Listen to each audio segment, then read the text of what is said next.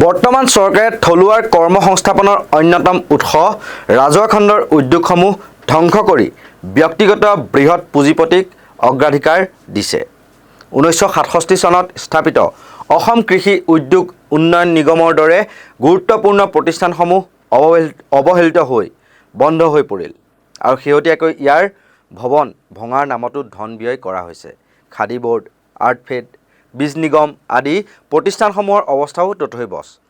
কেৱল ৰাজনৈতিক পদবী ডিষ্ট্ৰিবিউট কৰিবলৈহে এইবোৰ জীয়াই ৰখা হৈছে।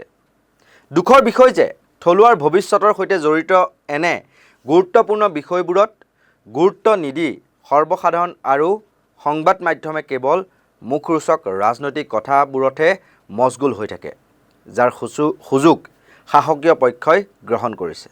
আৰু এই সন্দৰ্ভত বিস্তৃত ৰূপত ফেচবুক যোগে লিখি ৰাজ্যৰ জ্যেষ্ঠ সাংবাদিক ললিত গগৈয়ে কয়, এই চৰকাৰে বৃহৎ পুঁজিপতি গোষ্ঠীলৈ ৰঙা দলিচা পাৰি দিয়াৰ বিপৰীতে ৰাজহুৱা খণ্ডৰ উদ্যোগ প্ৰতিষ্ঠাত কোনো অগ্ৰাধিকাৰ দিয়া নাই।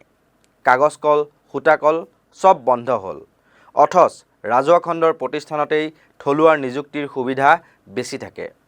কাজেই তাহানিতে চৰকাৰে তেনে উদ্যোগ স্থাপনত জোৰ দিছিল আৰু কেন্দ্ৰৰ পৰা তেনে সুবিধা আদায় কৰিব পৰাটোকে মহেন্দ্ৰ মোহন চৌধুৰীৰ দৰে মুখ্যমন্ত্ৰীয়ে নিজৰ কাৰ্যকালৰ অন্যতম সফলতা হিচাপে দাবী কৰিছিল। আৰু এতিয়া চৰকাৰে ৰাজহুৱা খণ্ডৰ প্ৰতিষ্ঠানবোৰ ধ্বংস কৰি বৃহৎ পুঁজিপতিক এটকা দৰত মাটিবোৰ গতাই দি ব্যক্তিগত খণ্ডৰ উদ্যোগত পুঁজি বিনিয়োগ কৰিবলৈ মাতে। 1967 চনত অসমত স্থাপন হোৱা ৰাজহুৱা খণ্ডৰ এটা অন্যতম প্ৰতিষ্ঠান আছিল অসম কৃষি উদ্যোগ উন্নয়ন নিগম। ইয়াৰ লক্ষ্য আছিল কৃষি খণ্ডৰ উৎপাদন বৃদ্ধিৰ বাবে আধুনিক প্ৰযুক্তিৰ প্ৰসাৰ, কৃষিভিত্তিক গ্ৰাম্য উদ্যোগ স্থাপনৰে কৰ্মসংস্থাপনৰ সা-সুবিধা বৃদ্ধি। কিন্তু সকলো গালো বালো খোলাকুটিৰ তাল হ'ল। আনবোৰ বাদেই দিলোঁ। অপৰ্যাপ্ত বিলাহী উৎপাদন হোৱাৰ ৰাজ্যখনত বিলাহীৰ চচ তৈয়াৰ কৰা উদ্যোগ এটাই গঢ় লৈ নুঠিল। এইখিনি এইবাবেই উনুকিয়াইছোঁ যে কেইবাবছৰ পূৰ্বে বন্ধ হৈ যোৱা অসম কৃষি উদ্যোগ উন্নয়ন নিগমৰ উলুবাৰীৰ ৰামকৃষ্ণ মিছন ৰোডত থকা ভৱনটো ভাঙি ঠাইখণ্ড মুক্ত কৰিবলৈ লোৱা হৈছে। কোনোবা ব্যক্তিগত গোষ্ঠীক সেই ভূমিখণ্ড গতাই দিয়ে নে চৰকাৰে নিজৰ হাততে ৰাখি থয় সেয়া এতিয়ালৈ জানিব পৰা হোৱা নাই। কিন্তু ভৱনটো ভাঙি ঠাইখণ্ড মুক্ত কৰাৰ নামতে 4,50,000 টকা ব্যয় কৰা হ'ব।